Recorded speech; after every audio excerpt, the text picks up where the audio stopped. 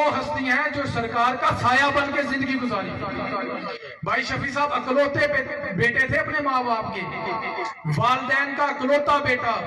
N عالم شباب میں آ کر فرمایا جی شفیع نے اپنا تن من دھن برکت علی نہیں قربان کر. جب سے بیٹھے سرکار کے ساتھ آخری لمحے تک, آج کے دن تک, آج کی فجر جو پڑی ہے سرکار کے در پر, سرکار کا بن کر اور سرکار کا ہو کر, اس در پر دھونی رما کر, ایک کا ہو کر ایک کا بن کر اپنی زندگی گزارا.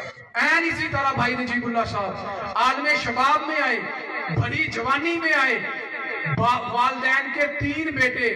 سرکار نے فرمایا والد غلامی سے محمد نذیر مولانا صاحب سے فرمایا کہ آپ اپنے اس بیٹے نجیب اللہ کو دین اسلام کے لیے پیش کر سکتے ہیں. انہوں نے ہاتھ جوڑ کر فرمایا حضور اسی بھی تو اڈے ساڑیاں اولاداں بھی تو اڈیاں. فرمایا جی آج سے یہ دارالحسان قرآن کریم محل کا کنجی بردار ہوگا اور اس کا مرتبہ یہ روز قیامت تک ہے.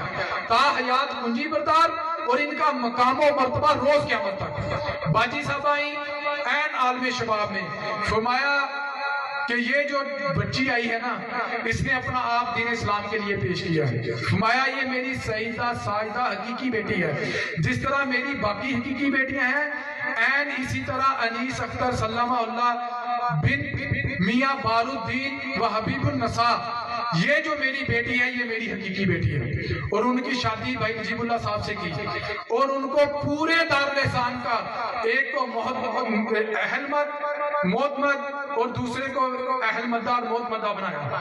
فرمایا سارا نظام ان 3 ہستیوں کے صدقے چل رہا ہے, بھائی شفیع صاحب, بھائی نجیب اللہ صاحب اور باجی صاحبہ.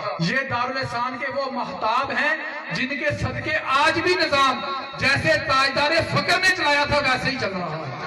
بھائی صاحب جب سلام کرنے آئے نا, یہ ربیع الاول گزر کے گیا, ہم لوگ وہاں سلام کر کے آئے. خدا کی قسم بھائی صاحب جس لائن میں یہ مرید کوئی گدی نشین چاہتا, کسے گدی دا کٹیاں پاکستان چ گدیاں, کوئی گدی نشین کا پروٹوکول نہیں. وزیر اعظم کا پروٹوکول ایک طرف, گدی نشین کا پروٹوکول ایک طرف. بھائی نجیب اللہ صاحب بڑے بھائی صاحب تو اب زیادہ ضعیف ہو گئے ہیں, انہیں ویل چیئر پر لایا جاتا ہے. بھائی نجیب اللہ صاحب خود چل کر لائن میں قطار میں آ کر ان عام بندوں کے ساتھ اپنے شیخ کریم کو سلام پیش کر کے گئے. اتنا بڑا آئی کیمپ, دنیا کا سب سے بڑا ہسپتال دارالحسان کا فری آئی کیمپ 242